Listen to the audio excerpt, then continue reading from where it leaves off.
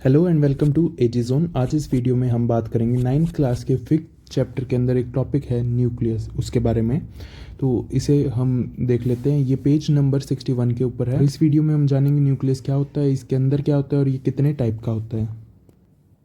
तो चलिए स्टार्ट करते हैं। हम देखते हैं न्यूक्लियस के अंदर क्या होता है। न्यूक्लियस सेकंड मोस्ट इंपॉर्टेंट और कॉमन पार्ट है जो हर एक सेल के अंदर आपको मिलेगा। तो इधर हमें एक पुराना एग्जांपल जो ओनियन पील के अंदर था, उसके अंदर जो हमें सेल्स के अंदर एक ब्लू डॉट मिली थी वो था न्यूक्लियस। अब इसके अंदर लिखा है try to see different features on the solution and peel. ये उसी एक्सपेरिमेंट के बारे में बता रखे हैं जो कलर्ड गेट इवेंचुअली कलर्ड। तो यहाँ पे वही बता रखा है कि according to their chemical composition different region अलग अलग स्टाइल से कलर होते हैं। और आयोडीन की जगह हम सेफ्रन इन सॉल्यूशन भी ले सकते हैं और मिथिलिन ब्लू भी यूज़ कर सकते हैं सेल्स को कलर करने के लिए, जिससे हमें कुछ ऐसे ऐसे सेल्स के ग्रुप दिखेंगे। और नीचे एक और एक्टिविटी दे रखी है, एक्टिविटी 7.5। इसके अंदर हमें सिमिलर एक्सपेरिमेंट ह्यूमन सेल के ऊपर परफॉर्म करने के लिए कहा गया है। तो हमें एक स्कूप लेना है और चीक के अंदर वाले सरफेस से एक स्कूप भरना है जेंटली, और फिर उसे कलर करना है और फिर उसे माइक्रोस्कोप के अंदर देखना है। कलर करने के लिए यहाँ पे मटेरियल ऑब्जर्व्ड मिथाइलिन ब्लू यहाँ पे कलर करने के लिए यूज़ हुआ है। और बस यही है। अब यहाँ पे दिखा रखा है कि कुछ रीजन डार्कली कलर्ड होते हैं और कुछ स्मॉल डॉट की तरह पे। The structure are called nucleus. जो भी डार्क कलर के स्ट्रक्चर होते हैं उसे न्यूक्लियस कहते हैं। The nucleus are double layered covering nuclear membrane. अगर हमने एक न्यूक्लियस का स्ट्रक्चर बनाए, जो सेल का ब्रेन भी कहते हैं जिसे, उसका स्ट्रक्चर बनाए, तो वो एक आप इमेजिन कर लीजिए। अब सारी जगह आजकल कोरोना के वायरस की फ़ोटो आती है। अगर उस वायरस के जो स्पाइक्स हैं उसे हटा के अगर उसकी जगह पे होल्स बना दें तो उस टाइप से कुछ न्यूक्लियस दिखेगा। तो यहाँ पे यही बता रखा है कि nuclear membrane has pores. Nucleus के ऊपर दो मेम्ब्रेन होती है, डबल लेयर्ड होता है, has double layer covering. Nuclear membrane has pores which allow the transfer of material from inside to the cytoplasm. और ये जो सेल का साइटोप्लाज्म है उससे इन पोर्स के थ्रू मटेरियल एक्सचेंज होता है। और नेक्स्ट पैराग्राफ में यहाँ पे लिखा हुआ है कि न्यूक्लियस के अंदर क्या होता है। तो nucleus contain chromosomes which are visible in rod shape के होते हैं ये।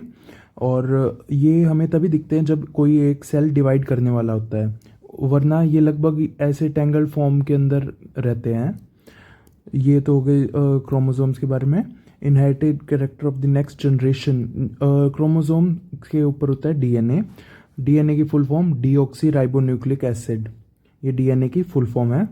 और ये क्या करता है, ये जेनेटिक इन्फॉर्मेशन स्टोर करता है जो एक पेरेंट से एक अपने बच्चे की तरफ अंदर जाती है इन molecules. Chromosomes are composed of DNA. ये डीएनए और प्रोटीन से बने होते हैं जिसके ऊपर डीएनए लगा होता है। DNA molecules containing the information necessary for the original function some of the DNA in germ cell. ये यहाँ पे एक बहुत इंपॉर्टेंट लाइन है कि फंक्शनल सेगमेंट्स ऑफ डीएनए होती है उनको जीन कहते हैं। ये एक टाइप से जीन की छोटी सी डेफिनेशन होगी। Functional segment of DNA are called gene.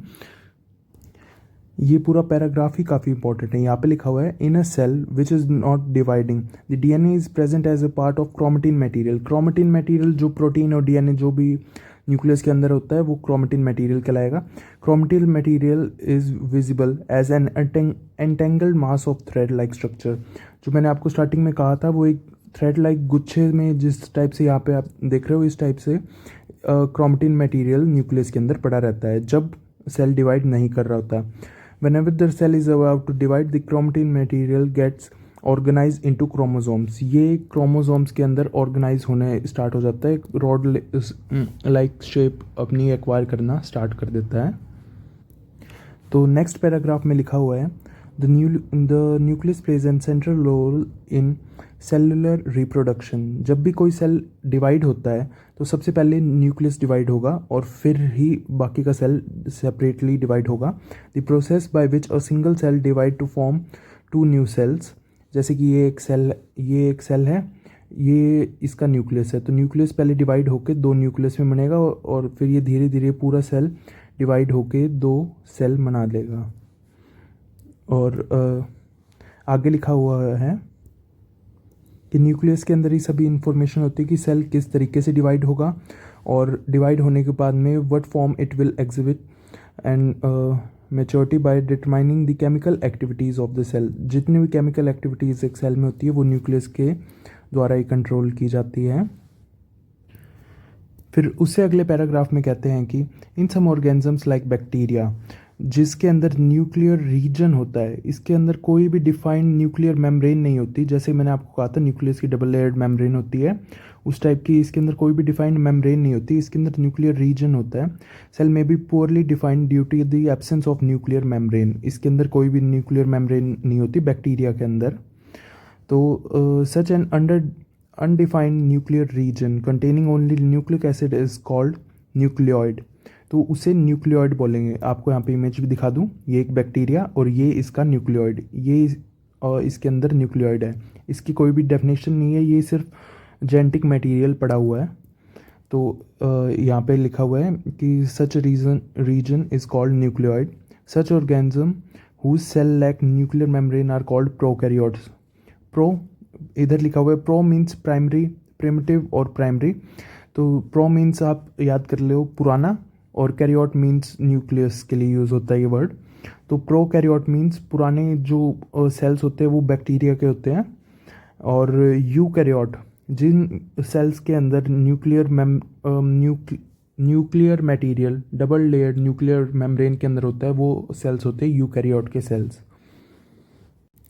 और आगे लिखा हुआ है prokaryotic cells also lack most of the other cytoplasmic organelle. जो भी और ऑर्गन्स होते हैं सेल के वो भी काफ़ी सारे मिसिंग होते हैं प्रोकैरियोटिक सेल के अंदर, जो कि प्रेजेंट होते हैं यूकैरियोटिक सेल्स में।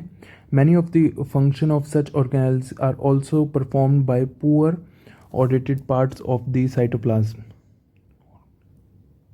तो न्यूक्लियस के साथ साथ और भी आपको काफ़ी प्रिमिटिव चीज़ें मिलेगी in prokaryotic cells. Such poorly organise part of the cytoplasm, जो इनका क्लोरोफिल होता है वो भी ऐसे ही पड़ा रहता है साइटोप्लाज्म के अंदर। इन photosynthetic prokaryotic bacteria is associated with the membranosus vessel bag like structure. Black वो प्रॉपरली एक ब्लैक बैग नहीं होता, वहीं पे ही आपको यूकैरियोटिक सेल्स के अंदर जो नए सेल्स होते हैं, डेवलप्ड सेल्स होते हैं, उनके अंदर आपको प्लास्टिड्स मिलेंगे जिसके अंदर क्लोरोफिल होगा जो फोटोसिंथेसिस परफॉर्म करेगा। और ये यहाँ पे आप देख सकते हैं एक बैक्टीरिया दिया हुआ है, राइबोजाइड प्लाज्मा मेम्ब्रेन है होती है, इसके सेल वॉल भी होती है। इस बैक्टीरिया की सेल वॉल दिखा रखी है ब्राउन से। ये न्यूक्लियोइड बीच में पड़ा हुआ है, ये फ्लैजेला है, ये पीछे इनका नाम फ्लैजेला। अब हम चलते हैं अपने थर्ड टॉपिक की तरफ, वो है साइटोप्लाज्म। ये करेंगे हम नेक्स्ट वीडियो में। तब तक के लिए thanks for watching and consider subscribing.